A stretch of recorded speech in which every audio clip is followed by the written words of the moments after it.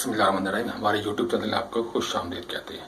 आज का जो हमारा टॉपिक है वो बेसिक इग्निशन एफिशिएंसी साइकिल का पार्ट 2 है। इससे पहले हमने पिछले लेक्चर में आपको इसका बैकग्राउंड बताया था कि कितने किस्म के साइकिल्स होते हैं और उनमें क्या क्या पार्ट्स इस्तेमाल किया जाता है। तो आज का हमारा जो टॉपिक है वो प्योरली मैकेनिकल साइकिल के बारे में है, जो हमने पिछले लेक्चर में थोड़ा सा इसको कवर किया था। जिन हमारे स्टूडेंट्स ने उसको नहीं देखा उसको मैं लिंक डिस्क्रिप्शन में शेयर कर दूंगा। कहानी पहले वो जरूर देखिएगा ताकि आपका जो बेसिक आपकी वो मजबूत रहे।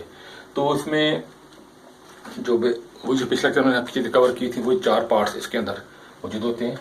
कंप्रेसर होता है, कंडेंसर होता है, रेफ्रिजरेंट कंट्रोल, ये कैपेसिटी है या थ्रॉटल डिवाइस भी कहा जाता है, और एवापोरेटर। ये 4 पार्ट्स इसी पैटर्न में एक दूसरे के साथ थ्रू कॉपर ट्यूब्स के जुड़े होते हैं, लिंक होते हैं, और इन सिस्टम के अंदर ही आपकी जो गैस है वो ट्रेवल करती है। जो भी रेफ्रिजरेंट, जो भी हम रेफ्रिजरेटर गैस, जो हम ये इग्निशन के अंदर हम जो गैस ट्रेवल चार्ज करते हैं वो इन 4 पार्ट्स के अंदर आपकी ट्रेवल करती रहती है। इसके अंदर हम उसको चार्ज किया करते हैं। तो किस तरह ये कूलिंग करता है, किस तरह ये प्रेशर चेंज होता है, वो सब हम इसके अंदर हम डिटेल से हम स्टडी करेंगे।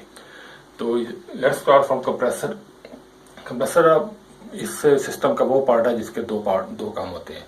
एक काम इसमें ये होता है कि जब इसके अंदर जब इसको ऑन किया जाता है तो इस तरह की गैस को ये सक्शन ऐसे गैस को सक करता है और डिस्चार्ज ऐसे गैस को डिस्चार्ज करता है।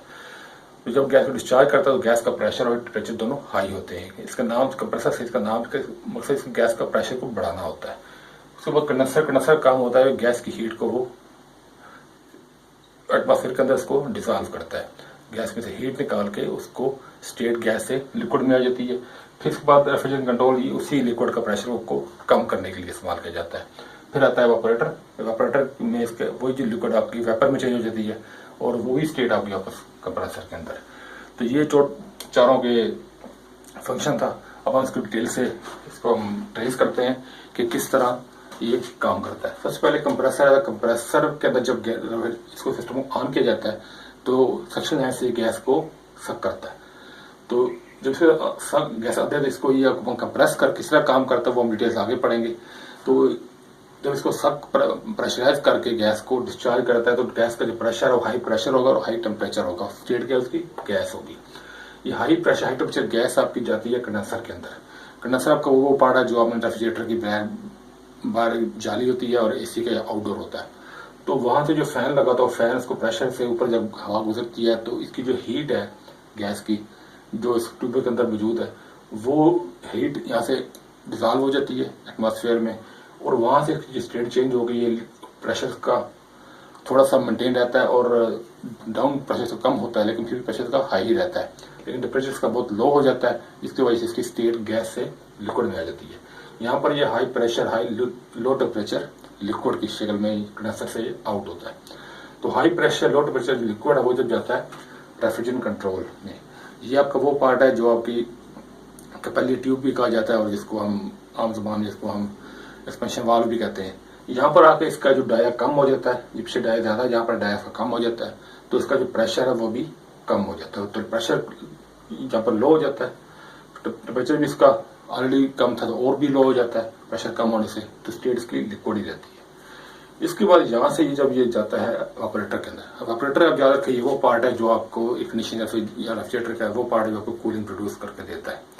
अगर एसी की बात करें तो यहाँ पर ऑपरेटर ऊपर फैन लगा होता है, यहाँ से हवा जब पास होती है ठंडी होकर वापस आपके कमरे में आती है।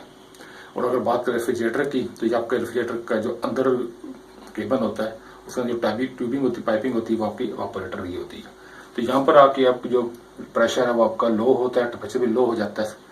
तो इस वजह से आपकी जो ऊपर से जब हवा गुजरती है तो इसका जो प्रेशर और भी कम हो गए तो ये लिक्विड से वेपर में चेंज हो जाती है। तो वो लो प्रेशर लेवल में जो वेपर था यहाँ से वापस कंप्रेसर के अंदर। तो ये बेसिक एक साइकिल है रेफ्रिजरेशन एयर कंडीशनिंग का, जो कि दुनिया के जितने भी कोई भी एयर कंडीशनिंग सिस्टम है, चाहे वो रेफ्रिजरेटर है, चाहे वो एयर कंडीशनर है, चाहे वो गाड़ियों का एसी है, चाहे वो एसी प्लांट्स हैं, चाहे वो विंडो एसी है, चाहे वो स्प्लिट एसी है, चाहे वाटर कूलर है, चाहे वो डीप फ्रीजर है, हर पार्ट के अंदर मैकेनिकल साइकिल्स, हर सिस्टम के अंदर मैकेनिकल साइकिल आपका सेम होता है।